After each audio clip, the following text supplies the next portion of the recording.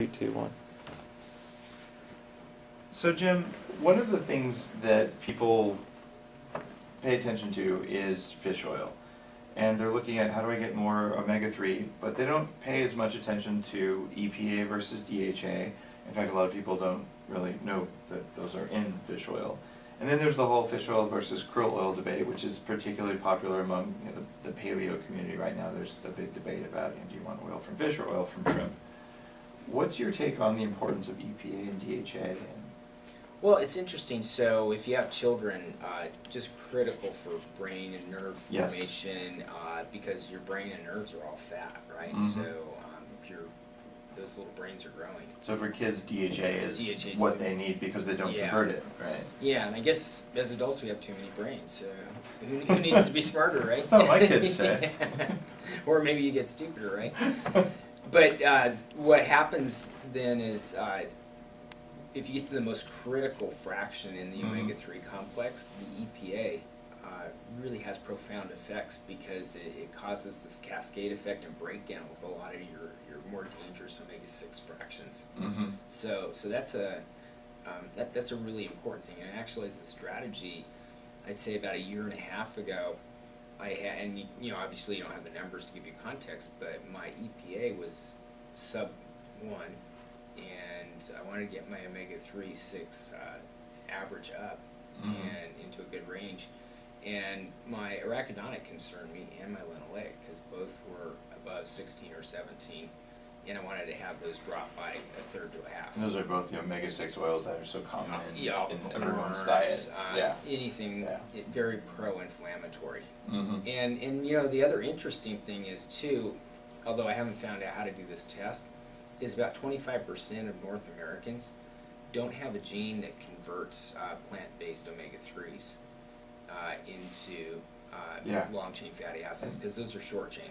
Yep. In fact, the rest of us who do convert, if I am even one of those, do it at a ratio of about 1 to 40. So you need 40 grams of inflammatory omega-6 to get 1 gram of the omega-3s, and you stress your whole enzyme system by doing that. Yeah, and the whole bad strategy. For example, I'm vegetarian or vegan.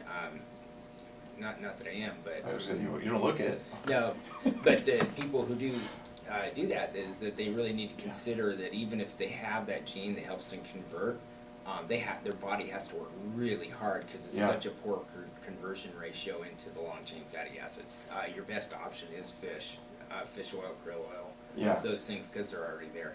I suppose if you just said, krill is like a vegetable because it's so small, its brain is so small, then maybe it would be okay. Yeah, maybe, the movable vegetable that swims in very cold Antarctic water. Right.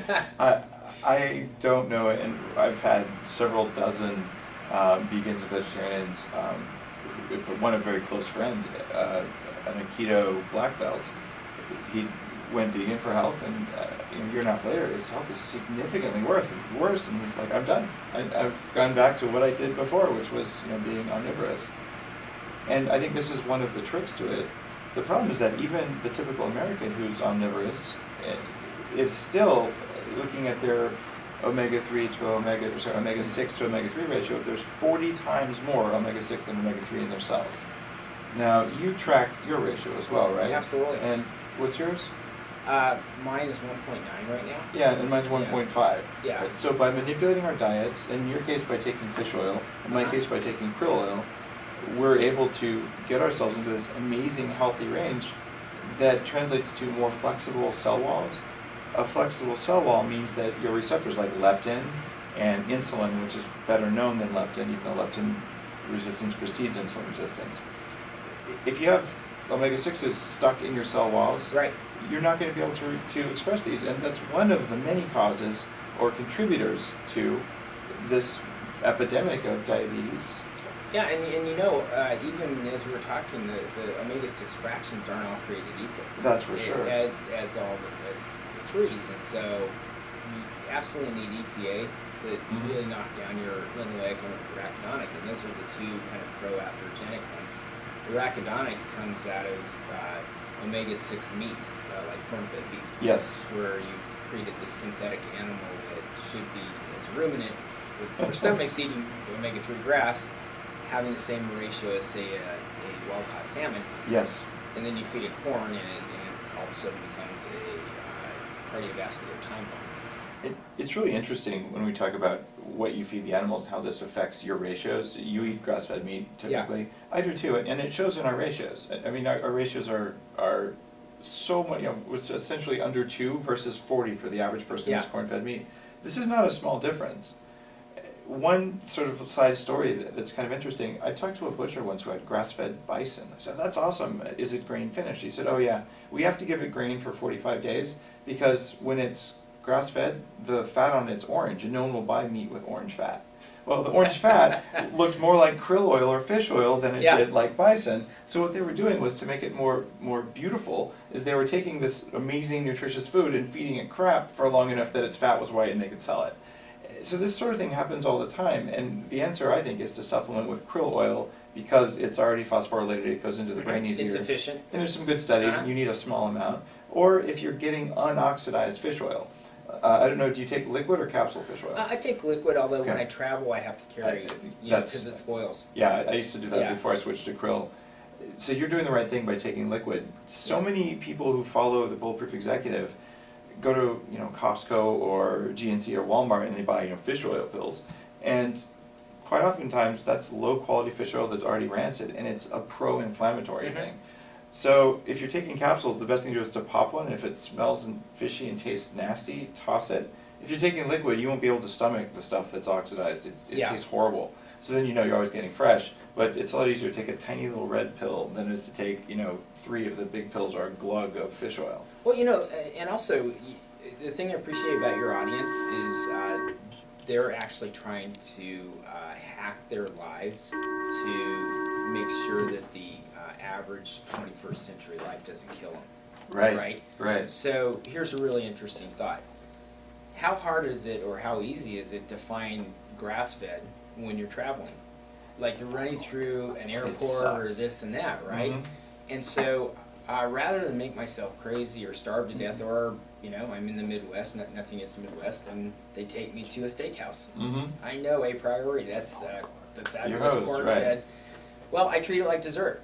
I have a cheat day, but I also make sure I dose myself with things, because what you're doing, you eat a grass-fed animal, you're taking in a bunch of omega-6.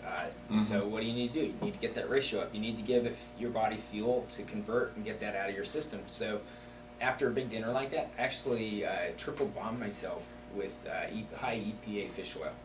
And that's my defense on the road. That's a great strategy. Yeah. And there's another thing you can do, which over time I evolved. One is order the filet mignon, because it's the leanest cut of meat, so you get less of the bad oils. Right. You get the ribeye that's corn-fed, you're just loading yourself up. The other thing to do is eat butter or ghee, even if it's not necessarily grass-fed butter, which is best. If you up the saturated fat intake while you're eating these bad oils, your total ratio of oils changes, and the saturated fat is actually much preferable for your body to process than the omega-6 oils. So what I do when I'm on the road is I make sure I'm getting lots of butter. If I eat grain-fed meat, I eat only the filet mignon. I try to order fish instead, and then I take extra krill oil. It's a similar strategy to what you're doing, but it's minimize here, block with other fats here, and then add the premium fats here. It seems to work.